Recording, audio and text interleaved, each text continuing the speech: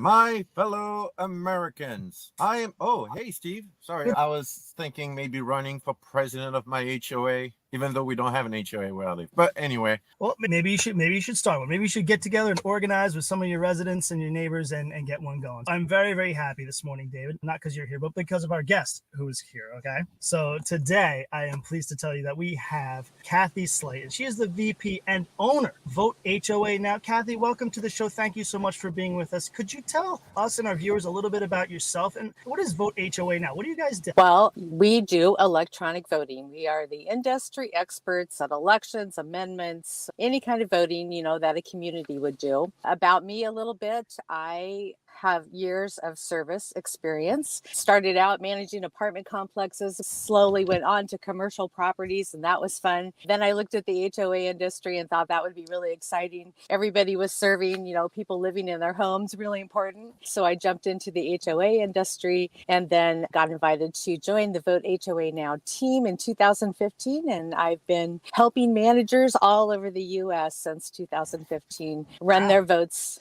and meet quorum. No kidding. Excellent. Now, let me just ask you right off the bat, the question that is on everyone's mind is, why are voting companies necessary or maybe essential to communities' life in today's environment? Yes. Well, I'll say two things: quorum and participation. We all know that reaching quorum and having a duly elected board will allow the association to have those important representatives that are duly elected to represent them in an insurance claim, David, a lawsuit, anything with the attorney, anything that would come before the membership that would need representation. A duly elected board is what you need to have that representation. How common is HOA election fraud? Oh, that's a really good question. Well, I can say there is more fraud out there with paper ballots and proxies, as we know. We always say that people don't use electronic voting because they cannot cheat. So it is really impossible to cheat with electronic voting because every vote is tied to a lot or unit. Once it's used, that registration code is done and it cannot be used again. And everyone receives a receipt of exactly how they voted. So more than they've ever gotten with a paper ballot or a proxy. Okay.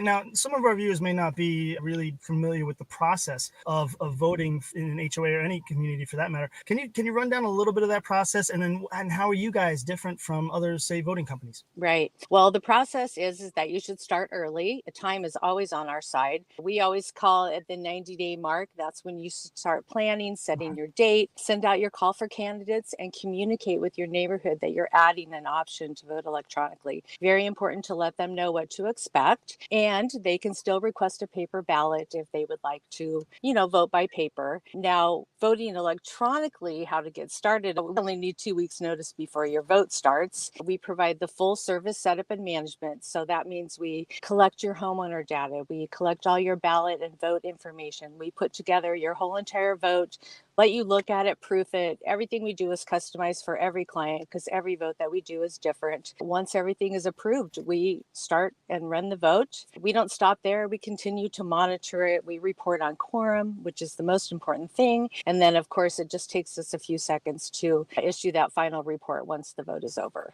Do you have to be in person for that, or is everything remote? Everything is done remotely. And typically, that's a great question. Typically, voting starts 2 weeks before the annual meeting. So we might end at 5 p.m. the day before the meeting. The same time paper ballots would be due in the office. And then the manager goes to the meeting with the full final report, all prepared to announce those results that night. Okay. Now, I've heard some things along the way, just a couple of details about different voting companies and whatnot. Is there a difference between a full service provider or I've also heard some self-service types of organizations? What's the difference? Yeah. So there are really 3 different kinds of, voting options out there. One of them, of course, is the full service setup and management. And that means we take all the responsibility off the manager. They don't have to be a voting expert. The board doesn't have to get involved. The committee's not involved. Really the best of the best. And, every attorney wants to take our report to court with them. It has all of the information on there. So there's that. There is a self-service portal, and they're out there where you set up your own vote. You add your candidates, you build everything yourself. Really a little risky, exactly like maybe a management software portal. We're seeing a lot of those come out there,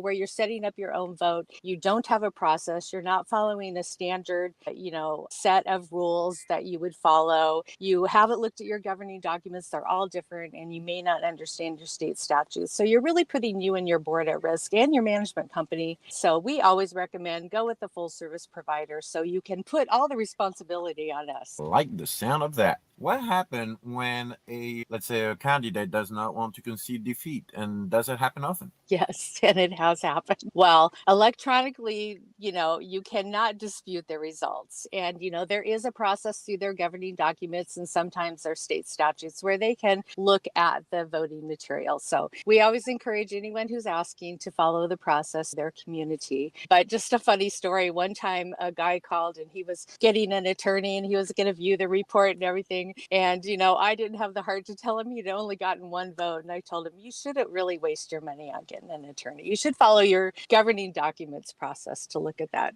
report. I guess voted for myself, right? Yeah, probably. Oh, yes. goodness. So, again, so some of our viewers may not be familiar. So can you describe the process of how an election is like a yearly thing, right? For most associations. So how does the process start? Does it travel throughout the year, or is there a beginning? Is there an end? Can you just run us through a little bit about that? Yeah, well, earlier I talked about the 90 days, and that's really when you should start planning. So let's say, for example, you have your meeting in March, your annual meeting, and you're going to incorporate your election because they really are two separate things. But, most commonly we see them together. So you should start in January, figuring out your date, sending out your call for candidates and your save the date, and just communicate in general. But after that, set your due date for your call for candidates, give yourself plenty of time to confirm they're an owner of record, that they have the ability to vote, that they're not delinquent on their assessments. There's a lot to consider for the manager, and then move forward with whichever vendor you've decided to go with, filling out your paperwork, sending in your owner data Excel file. It's really fairly simple. We have a lot of first timers, so we say we always hold your hand and, take you for long walks on the beach and calm you down and work you through, the first vote. But once you've gone through the first one, then we consider you an expert and you won't ever forget. All right. Well, that's good to know. Now, what are some of the keys to success to a good election cycle? Now, I know you mentioned earlier, start early, start in January. So what else?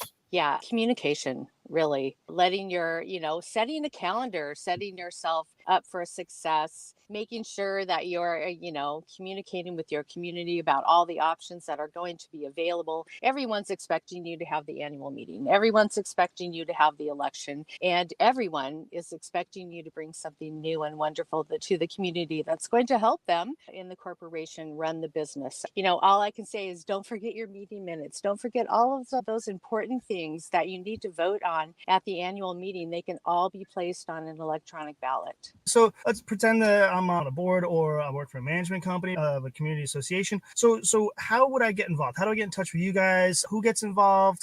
How do we start this process? Right. Well, first of all is to educate yourselves, get an estimate, begin to read about the different options in the voting companies. For us, you can go to info@VoteHOANow, click on get a quote. Our quotes are very comprehensive. They come with all of the pricing information, any additional services, plus a presentation of exactly what you should expect, a list of everything that's included with full service setup and management, which is commonly used to compare other voting companies with us. Our process, every step we take once we receive your completed agreement, and then an FAQ. Along with that, we do every single month, twice a month on the first and the third Thursday. So not only are we the experts at online voting, we are the industry leaders in education as well. Congratulations. And on that note, I'd like to give you just a few seconds to share maybe an accolade to a colleague or to someone that has been influential in your career. The mic is yours. Thank you. Well,